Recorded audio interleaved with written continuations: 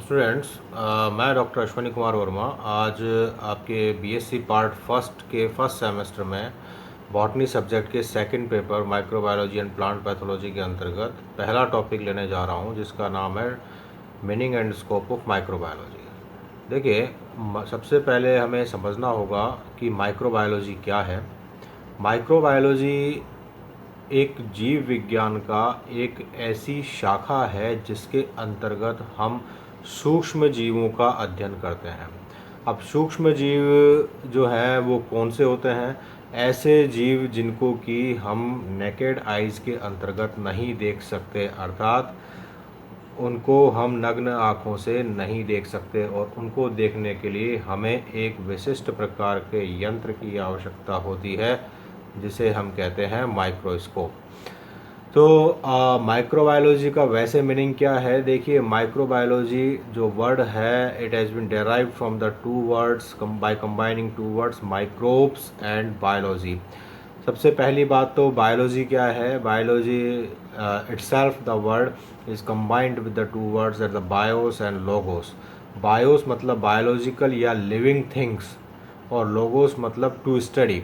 सो ऐसी कोई भी शाखा या जीव या विज्ञान की ऐसी कोई शाखा जिसमें लिविंग ऑर्गेनिज्म्स की स्टडी की जाती है या उससे संबंधित जो है अध्ययन किया जाएगा, वह बायोलॉजी कहलाती है।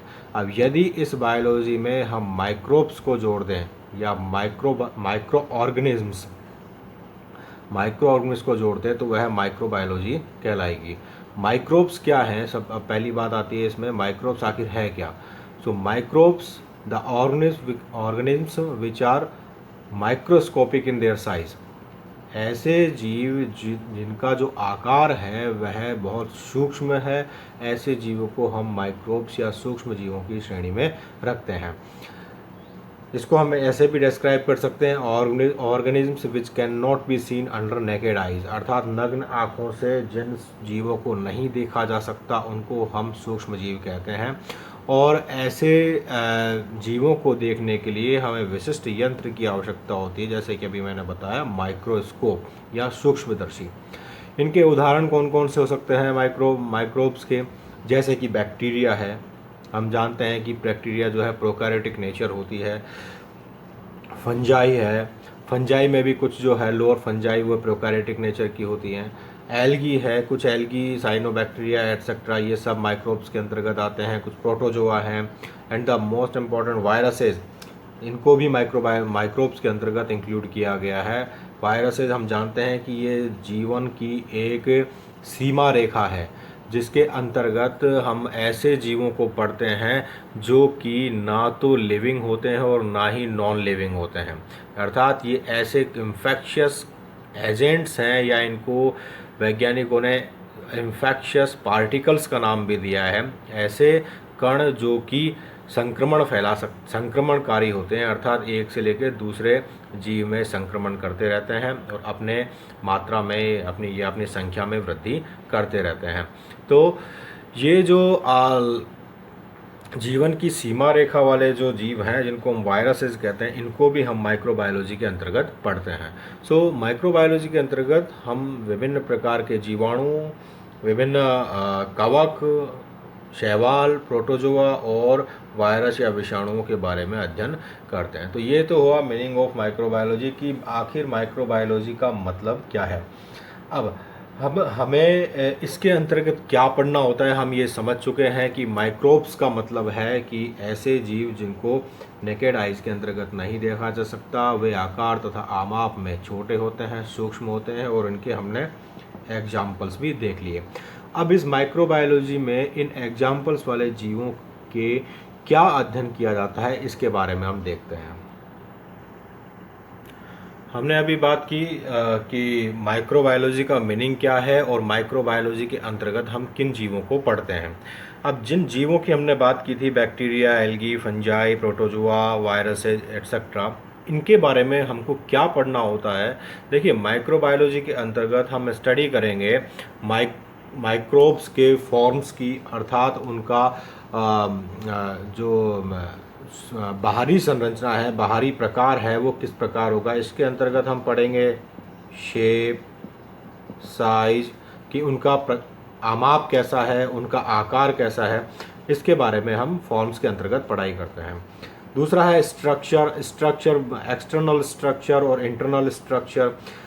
जो सेल्यूलर स्ट्रक्चर है इसकी किसी सूक्ष्म जीव की, उसके बारे में हम अध्ययन करेंगे कि कोशिकाएं एक दूसरे से किस प्रकार संबंधित होती हैं और उन कोशिकाओं की आंतरिक संरचना किस प्रकार है, कौन कौन से कोशिकांग मिलते हैं, उनके क्या कार्य हैं तथा उन कोशिकांगों की सहायता से उस सूक्ष्म जीव में क्या प्रभाव दृष्टिगोचर होते हैं इत्यादि का हमको स्ट्रक्चर के अंतर्गत पढ़ाई करनी होती है। दूसरा हम देखते हैं माइक्रोब्स के अंतर्गत हम पढ़ते हैं उनके रिप्रोडक्शन। देखिए, कोई हर जीव जो है उसका एक मुख्य लक्षण होता है कि वह अपनी संख्या में वृद्धि करता है।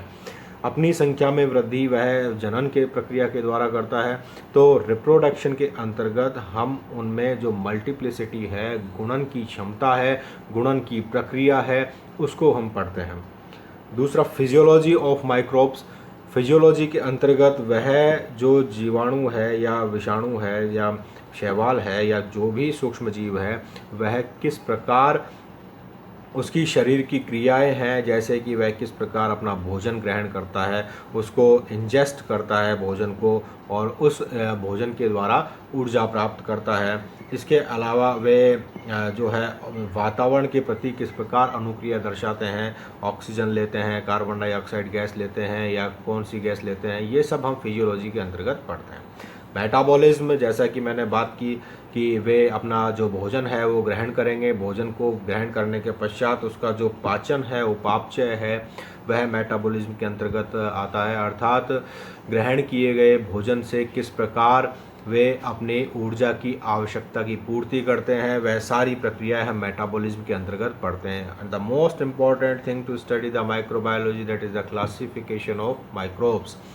किसी भी जीव की या कोई भी जो जीव है उनकी सुचारू रूप से अध्ययन के लिए हम उनको विभिन्न वर्गों में बांट देते हैं और उस प्रक्रिया को हम क्लासिफिकेशन या वर्गीकरण कहते हैं।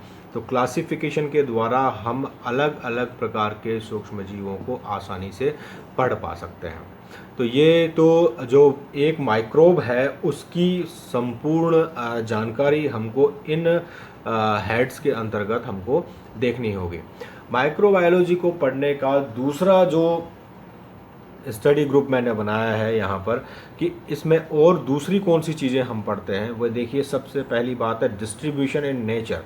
जो सूक्ष्म जीव हैं वे प्रकृति में किस प्रकार उपस्थित हैं और वे प्रकृति में उपस्थित हैं तो प्रकृति में ऐसी कौन सी जगह है जहाँ वे पाए जाते हैं। जैसे कि मान लीजिए कुछ माइक्रोब्स एयरबोर्न होते हैं या वो एयर में पाए जाते हैं, कुछ सॉइल में पाए जाएंगे, ठीक है।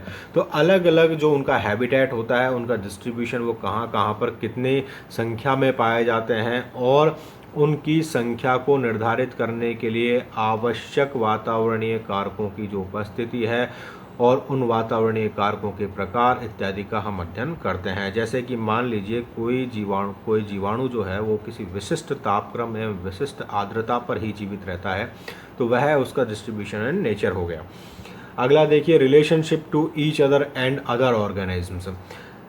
एक जो माइक्रोब है वह दूसरे माइक्रोब के साथ किस प्रकार उसके संबंध हैं, अर्थात एक सूक्ष्म जीव की कोशिका दूसरे सूक्ष्म जीव की कोशिका को किस प्रकार प्रभावित करती है, उसके साथ क्या संबंध है, क्या वह जो प्रभाव है वह हानिकारक है या वह लाभदायक है या फिर क्या वे एक दूसरे की फिजियोलॉजी, मेटाबॉलिज्म, रिप्रोडक्शन को प्रभावित करते हैं, यदि प्रभावित करते हैं तो किस प्रकार करते हैं। यह सब चीज़ें हम रिलेशनशिप टू ईच अदर में पढ़ते हैं। इसके अलावा वातावरण में जो ये संपूर्ण ब्रह्मांड है इसमें विभिन्न प्रकार के जीव पाए जाते हैं और विभिन्न प्रकार के जीव एक दूसरे के ऊपर प्रभाव डालते हैं। हमने इकोलॉजी के अंतर्गत फूड चेन पढ़ी है, फूड वेब पढ़ा है। उसमें हम देखते हैं कि किस प्रकार एक जीव दूसरे जीव को खाता है, दूसरा जीव तीसरे जीव को खाता है फूड चेन के अंतर्गत। और फूड वेब के अंतर्गत हम देखते हैं कि किस प्रकार एक जीव दूसरे जीव के ऊपर जो है निर्भर होता है उसके भोजन के लिए या अन्य गतिविधियों के लिए। तो तो माइक्रोब्स भी दूसरे जो ऑर्गेनिज्म्स हैं, अदर ऑर्गेनिज्म, जो सुपीरियर ऑर्गेनिज्म को हम कहें या मैक्रो ऑर्गेनिज्म्स हैं, उनके ऊपर प्रभाव डालते हैं। So effect of microbes on their to each other, microbes to microbe relationship and microbe to macrobe, या जो बड़े जो जीव हैं उनके आपस में जो संबंध हैं उनके बारे में हम अध्ययन करते हैं।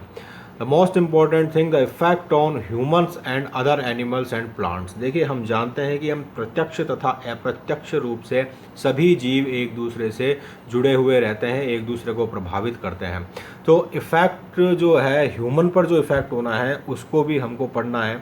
ह्यूमन के लिए जो सूक्ष्म जीव हैं वे बेनिफिशियल भी हो सकते हैं, बेनिफिशियल लाभदायक, जैसे कि हम डेली रूटीन में योगर्ट है, चीज़ है, अल्कोहल है, ये सब जो चीज़ें हैं। इसके अलावा इंटरफेरोन्स हैं, पेनिसिलिन है, जो एंटीबॉडीज़ हैं, ये भी हम माइक्रोब्स से प्राप्त करते हैं। इसके अलावा प्लांट्स पर कुछ विभिन्न प्रकार के प्रभाव पड़े जाते हैं जो कि डेट्रीमेंटल हो सकते हैं, जैसे कि कुछ रोगों का उत्पन्न होना, मानवों में भी कुछ रोगों का उत्पन्न होना, अदर जो एनिमल्स हैं, हमारे जो कैटल्स हैं, उनको भी प्रभावित करना। तो ये सारी जो प्रक्रियाएं हैं ये भी हम पढ़ेंगे। अगला है रिएक्शन टू एनवायरनमेंट। प्रत्येक जीव अपने आसपास के वातावरण के फिजिकली और केमिकली, बायोलॉजिकली उसको प्रभावित करता है, अपने एनवायरनमेंट को जो है मॉडिफाई करने की कोशिश करता है। तो एनवायरनमेंट के ऊपर होने वाले प्रभाव किसी विशिष्ट सूक्ष्म जीव की उपस्थिति के कारण भी हम उसको माइक्रोबायोलॉजी के अंतर्गत पढ़ते हैं। So this is the broad spectrum of the topics, the subtopics which are included in the study of microbiology, कि हमको माइक्रोबायोलॉजी के अंतर्गत क्या पढ़ना है। इसके अलावा माइक्रोबायोलॉजी के अंतर्गत और कौन कौन से चीज़ें हो सकती हैं, देखते हैं। तो माइक्रोबायोलॉजी जो है, इसका मीनिंग के बारे में हम काफ़ी देख पाए, और इसके अलावा इसके क्या क्या हम स्टडी करते हैं यह सब हम देख पाए। अब देखिए, स्कोप ऑफ माइक्रोबायोलॉजी, अर्थात माइक्रोबायोलॉजी का क्या क्या उपयोग है, हम इसको हमारे जीवन में किस प्रकार देखते हैं। तो इसमें देखिए, सबसे इम्पॉर्टेंट बात है कि microbiology as a field of biology, ये एक बायोलॉजी का फील्ड है जिसके अंतर्गत हम जीवन की विभिन्न प्रकार की प्रक्रियाओं का अध्ययन कर सकते हैं। तो सबसे पहला जो स्कोप है वह है स्टडी एंड रिसर्च। इसका जो उपयोग है, अध्ययन और शोध में माइक्रोब्स का बहुत बड़ा योगदान है, because these are the ideal specimen to study the life processes. जीवन की विभिन्न प्रक्रियाएं, चाहे वो जीवन में फिजियोलॉजी हो, मेटाबॉलिज्म हो, मूवमेंट हो, उनको पढ़ने के लिए और उनको आगे रिसर्च करने के लिए ये एक आइडियल जो है स्पेसिमेन प्रारूप माने जाते हैं, जिनके आधार पर हम जीवन की विभिन्न प्रक्रियाओं का शुरुआती रूप में अध्ययन कर सकते हैं। तो ये एक आपको आधार प्रदान करते हैं, एक जीव हैं जो कि आपको एक आदर्श प्रकार के प्रतिरूप के रूप में उभर कर आते हैं। दूसरा, ऐसा कोई भी फील्ड नहीं है जहाँ पर हम माइक्रोब्स को नहीं देखते हों। पूरी जो लाइफ प्रोसेस है ये कहीं ना कहीं माइक्रोब्स के ऊपर टिकी हुई है। चाहे आप हमारे जो इंटेस्टाइन है उसमें भी जो बैक्टीरिया रहता है, ई कोलाई नामक जीवाणु, यह हमारे पाचन में मदद करता है। जब भी ई कोलाई जीवाणुओं की संख्या में कमी या बढ़ोतरी हो जाती है तो पाचन में बड़ी दिक्कत आती है। तो ये जो चीज़ें हैं, इंटेस्टाइन तक में हमारे शरीर के अंदर तक बैक्टीरिया या सूक्ष्म जीव पाया जाता है। तो और इसके अतिरिक्त बाहर जो हम बात करेंगे, हम जो कपड़े पहनते हैं, क्लोथिंग जो होती है, कपड़ों का जो निर्माण होता है, उसमें भी कई जगह पर माइक्रोब्स का योगदान होता है। तो ये इसके बारे में डिटेल में हम पढ़ेंगे बाद में। तो मैं सिर्फ इतना बताना चाह रहा हूँ कि जीवन की ऐसी बहुत सारी प्रक्रियाएं हैं जिसमें प्रत्यक्ष तथा अप्रत्यक्ष रूप से सूक्ष्म जीवों का योगदान होता है। चाहे वह इंडस्ट्री हो, अल्कोहल इंडस्ट्री है, या ऐसी कोई भी इंडस्ट्री जिसमें फर्मेंटेशन होता है, जिसकी प्रक्रिया के किण्वन या जो है उसके अंतर्गत जो विभिन्न प्रकार के उत्पादों का निर्माण होता है। तो उद्योगों में सूक्ष्म जीवों का बहुत योगदान है। Agriculture, the most important thing जिसमें हम प्रत्यक्ष रूप से प्रभावित होते हैं, तो कृषि में जो सूक्ष्म जीवों का योगदान होता है, हम जानते हैं, जैसे कि अभी पहले बात की थी, चाहे वो चीज़ हो, योगर्ट हो इत्यादि का निर्माण में जो है इत्यादि जो फूड आइटम्स हैं उनके निर्माण में, प्रिपरेशन में भी इनका योगदान होता है। Human and animal health the important, जैसे कि मैंने बात की अभी इंटेस्टाइन की एंड डाइजेशन की, तो ये एक उदाहरण है ये ह्यूमन हेल्थ का, इसके एनिमल हेल्थ का, प्लांट हेल्थ का, जिसकी हमने बात की अभी एग्रीकल्चर के अंतर्गत। विभिन्न प्रकार के जो रोग हैं वे भी इन जीवाणुओं के, ये सूक्ष्म जीवों के द्वारा उत्पन्न किए जाते हैं, तो कि एक डेट्रीमेंटल इफेक्ट है, या इसको हम हार्मफुल इफेक्ट भी कह सकते हैं। शेल्टर क्लोथिंग इत्यादि में, जैसे कि ये सबसे जो है सबसे छोटा जो उदाहरण है कि इंटेस्टाइन में पाया जाता है, और सबसे बड़ा जो इसको हम लाइफ प्रोसेस में देख पाएँ तो फिर क्लोथिंग, शेल्टर इत्यादि तक का जो उदाहरण है सारे मैंने यहाँ पर आपको कवर कर दिए हैं। तो हम देख सकते हैं कि सूक्ष्म जीवों का किस प्रकार हमारे जीवन में योगदान होता है, और सूक्ष्म जीव किस प्रकार ह्यूमन, प्लांट्स, एनिमल्स और एनवायरनमेंट के लिए किस प्रकार उपयोगी हैं, और उनको हमको कैसे पढ़ना होता है, और उनके पढ़ने के लिए हम कौन कौन से टॉपिक्स या कौन कौन सी ऐसी चीज़ें हैं जिनको हमको देखनी होती हैं। तो आज ये टॉपिक हमारा कंप्लीट होता है, meaning and scope of microbiology.